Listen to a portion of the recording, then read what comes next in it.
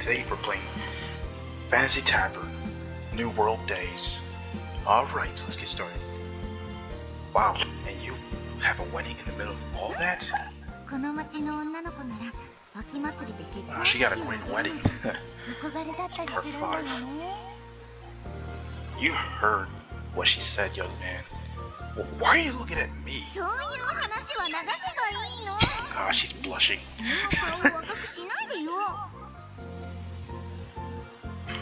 If Daisy had heard this exchange, I'm sure she'd become irrationally enraged, yelling, "I would hand over Sis Lupin to you, Nia." It's good that she wasn't here to witness this. It would be a disaster.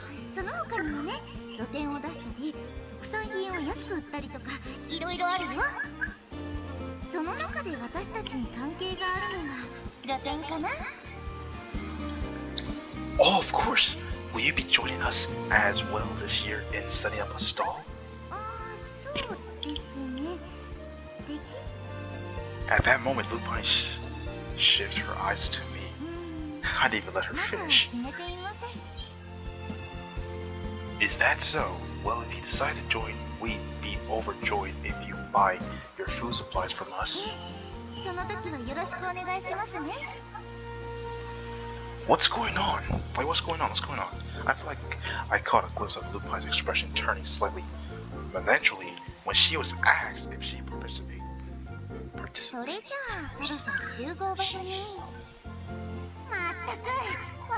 Uh-oh, there she is. This hungry cat. As we've begun to walk along the street lines with stalls, Daisy pops her head out from among the crowd of people. Sheesh. Now you're being too loud. Everybody's gonna look at us. For the shop, huh? Uh-oh. When I see what I can only presume to be sauce all around her mouth, I can tell that she'd actually been snacking instead. You look like you had plenty of fun yourself as well. When I say that and point to her mouth, Daisy hurriedly wipes the sauce off from her around her mouth.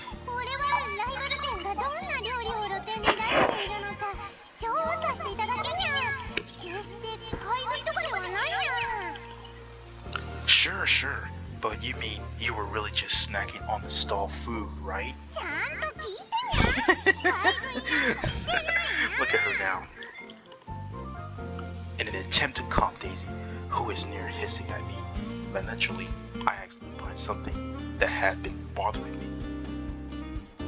Lupin, were you going to pass on opening a stall for the autumn festival? I'm glad to see her she too. With these racks, well, not medium size, yes, small, medium, and then the milk mage is large.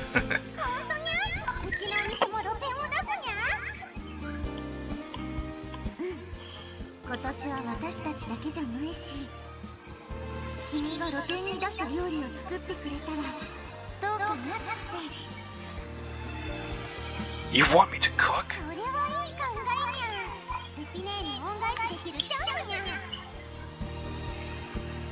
I don't know. I don't even know, man. I don't know. I don't know. From their conversation, Sully tells me that this autumn festival is pretty significant. As a newbie, should I really be in charge of the food we sell during the festival? I can't help wondering about that. Let me think about it for a little bit. You know, I feel guilty saying that to Lupin, but I can't give her an answer immediately. Gotta do something, man. Gotta do something. Back at the tavern, I started pondering the autumn festival from that point onwards, even after the shop is all done, and I'm back in the tavern kitchen drying plates. I absent-mindedly let my thoughts return to the topic. While I'm quite pondering, Lupin and Daisy are sitting down and seem to be discussing something. They must be talking about the autumn festival as well. I wonder what should I do. As long as I'm working here, I'd like to do all I can do to help those two. Excuse me? When I look up from my plates to the entrance, a well-dressed gentleman is standing there. He has a different vibe than the city folk here. Could he be nobility? One step behind him are two women. They are dressed nicely as well, but they don't appear to be wearing clothes as high quality as the man who's standing between them. Servants, maybe. I guess the elite of this world would really hard waited on by servants. I'd never seen that before. I'm here to talk about a certain matter. It looks as though Lupin and Daisy, who are chatting away cheerfully, haven't heard the man and don't make any attempt at the customer service. Hey, you two, we have a customer. When I call on them, they shifted their gaze to the front of the store. What? I watch as their expressions are clearly sour. It's possible this might not be a customer. Well, in any case, there's no chance nobility will show up at a place like this. Although I don't want to insult Lupin, I don't think that anyone important is going to visit this tavern unless the food is incredibly delicious, or unless the staff are all beautiful. That's the only conclusion I arrive at to explain why such a well-dressed many will come in. Oh man, in reality the two of them are pretty cute. You understand why I'm here? I want this place shut down. Ha! What the fuck is you talking to? What? Shut down our shop. I shift my focus from the girl's back to the well-dressed man. Oh, so you've hired new staff. Her eyes meet as my ears prick up to listen. Boy, I would recommend that you search for another means of making a living. This one won't last much longer. What's that supposed to mean? I say this as I walk through Lupin and Daisy, having to set the freshly dried plates down in the first place I could find. It means what I just said. This store will fold very soon. You'll lose your job along with it. What are you saying? I haven't made any decision by myself. You're simply deciding to close down after us having spoken together? Of course I'll pay for you to evacuate the property. Keep your mouth shut, beast. Oh, whoa. Well, when the man sends a glare in Daisy's direction, Daisy runs over to me and hides behind my back. I remember hearing that hate towards furries has lessened, but apparently there are still some who are determined to discriminate against them, especially those of stature like this man.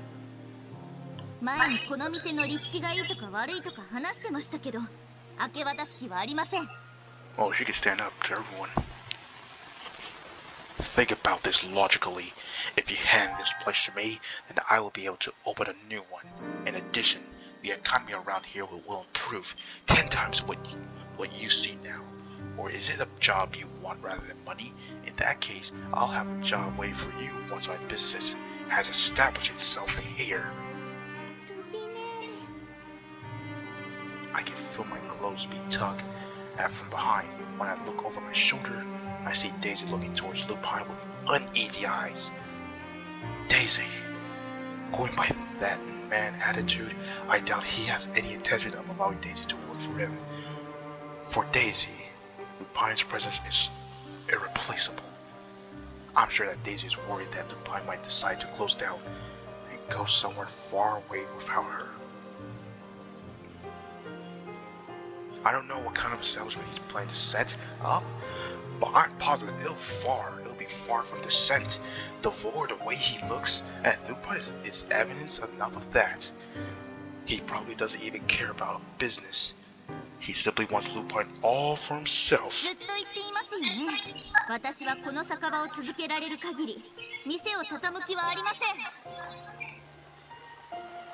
That's why. Of course. Why don't I hire you to work at my mansion? Yep, here we go. Shutting us down was only a facade. There's no doubt that his true objective is to drag Lupin back to his mansion. You should be able to have a better life than here, at least. I still haven't found a servant who's satisfactory. You see. Just wait a minute. The man is trying to draw closer and closer to Lupin, and I cut in between them, scowling at him. What do you think you're doing? There's something I wanted to ask. Is it the tavern that you're really after? What are you implying? Well, I just thought that all you really want is to drag Lupin back to that mansion of yours. What? Do you mean to insult me? With how you phrase it, that's all one could take it from. If you wanted the business or the land, I bet you'd do whatever it takes to drive us out. Come on, you could even set it on fire. You get rid of the building and the employees. Don't you think so? I have no idea what you're talking about. Then I'd like to ask you to excuse yourself. Lupin told you that she has no intention of shutting down. I can't do that. I still want the land here. That was a bullseye, and now he's trying to protect himself. And I could just up and take it if I so much as felt inclined, you know. Not just the land, everything. Huh? What are you? Just look at this. At that he unfolds a sheepskin parchment. A promissory note? That's right. This is the debt left by the previous owner, the girl's father. Yeah, that's not good. It seems that not even Lupin is aware that she's in debt. Although the payments were almost complete, he passed away before he could finish. There may only be a small amount remaining unpaid, but don't forget that these payments are already overdue.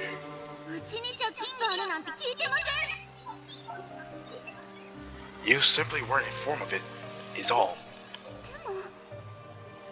If you can repay the rest of your debt here and now, that will be suitable. That's impossible. She's not even making a profit here, let alone enough to pay back her debt. Seriously. Hey, just wait until the autumn festival's over. What? We'll show you that we can earn all the money for the payments during the autumn festival. You've got to be satisfied with that. Oh. Well then, if you cannot reach the amount you need, we can agree on your immediate eviction. Yeah, perfect, we agree. That's not good enough for me. I'll be taking that girl to my mansion as well. Huh? So you really did have your eyes on Lupin?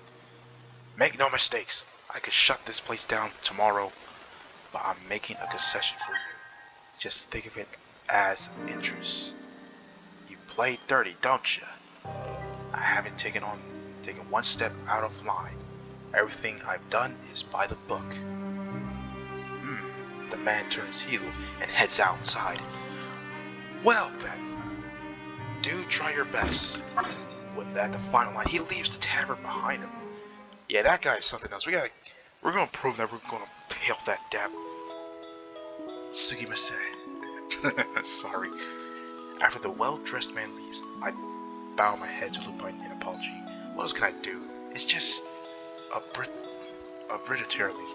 I decided the fate of her tavern after all.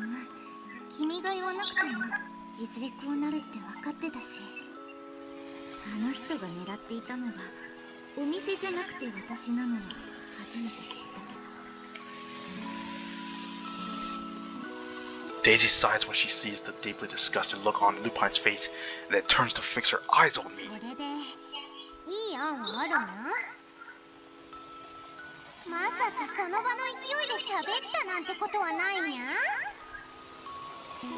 Actually, that's exactly what happened. Honestly, when I've been arguing with that man, she thought of making a profit during the autumn festival and had only been a side thought. All I wanted to do was save Lupin, who's desperately trying to protect her father's tavern. But I'm not completely lacking in any ideas. I may have one idea. Compared to the world I come from, this city's food culture is simple, especially when it comes to the sweet stuff. Sweets. Yeah, that's why I thought we could strike with confectionery. During our shopping trip, I realized how much the confectionery culture here lacks depth.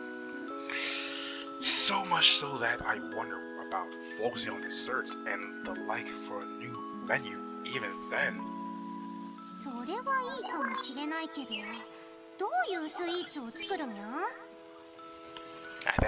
At this point, I can manage cream puffs. They're so unusual with these stuff.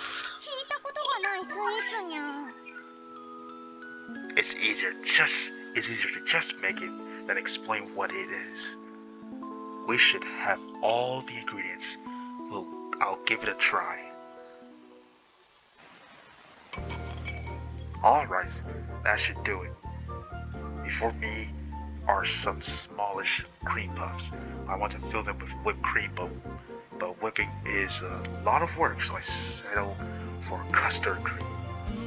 It's been a while since I last made these, but I'm pretty satisfied with how they turn out. Daisy is lured over by the smell, and when she happens to see the newly arranged cream puffs, her eyes open wide. These are cream puffs. You want to try one?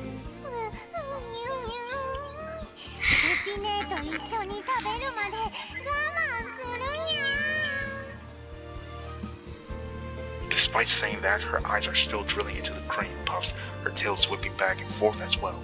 I can guess that Daisy has a sweet tooth, even when I've been making them. She became to peek on my progress more than once. If I wanted to make these for the autumn festival, I could decorate them even more nicely. If it comes to making these on the spot, I'll have to make a show of it. There's more than enough jam. I could make a sauce out of that too.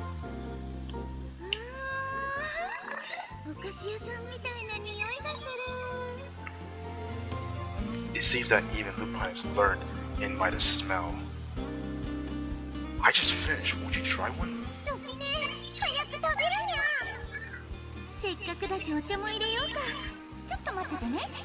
Okay.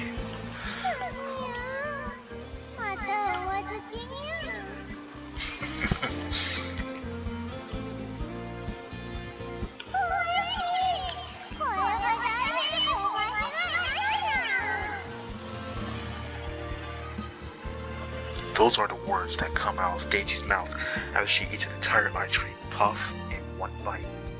I guess she said, "Yummy, this is a success. Definitely." Yeah. I told you to take your time eating. I can't understand a word you're saying.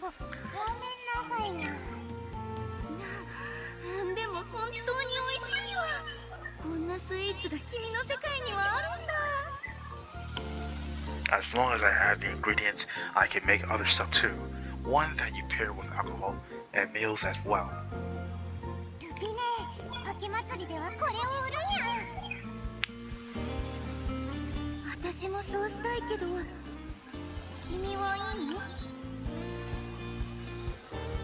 I was the one who blurted out, so I followed through with my idea. This all happened because I snapped at that man.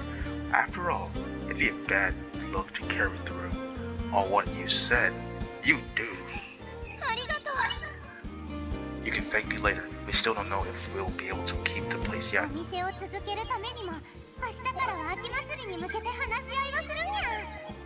Yes.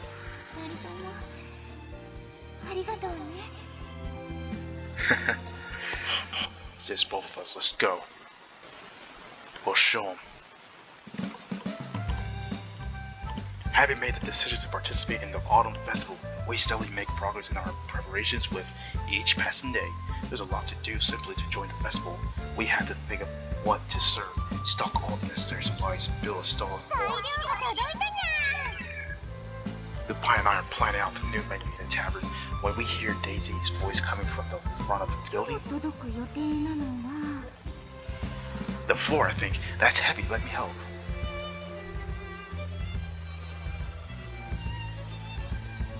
At least they carried it out, carried it aside.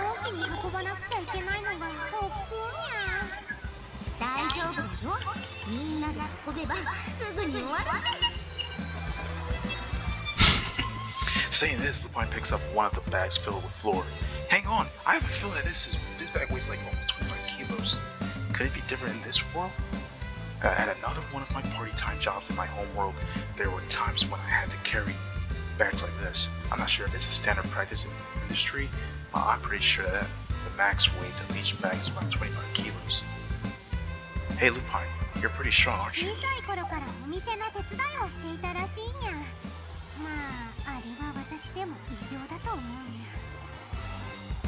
I totally get it, Daisy. If Lupin could just manage to carry one 25-kilo bag with both arms, I would understand, but somehow she's carrying one bag in each arm, even though I can barely manage one of them.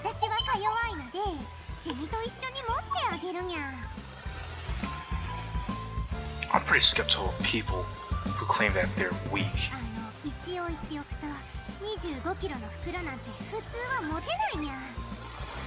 I know, come on, let's carry it over there.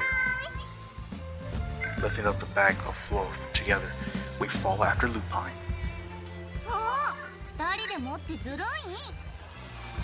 What? You could carry one bag? That would be even more awkward. Anyway, isn't that heavy?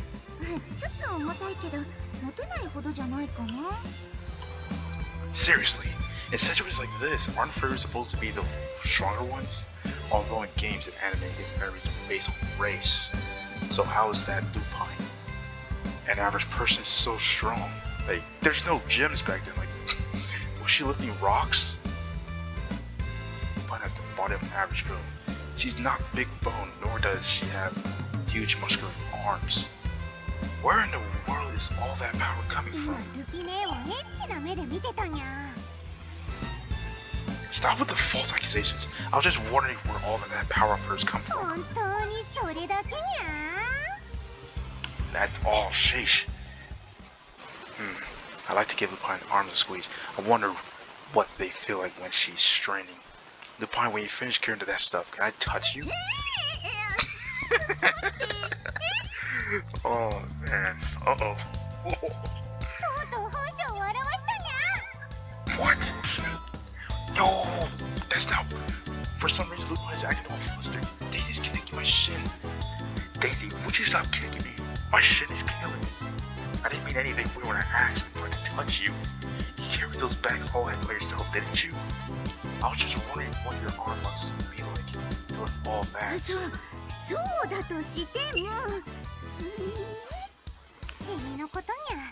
What?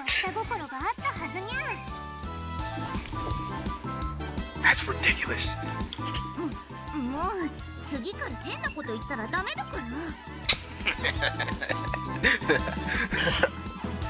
Oh my gosh. What the hell? One of Lily's flaming arms hits a shelf, and the supplies sitting on top of the shelf began to rock back and forth. Quickly a shadow descends over Lily's head. Watch out! Oh no.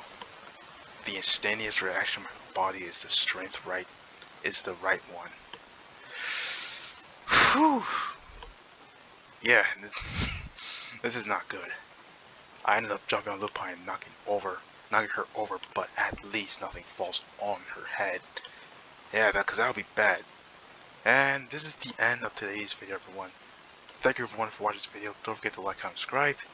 And don't forget to like this video and share this video as well. And I'll see you guys in the next one.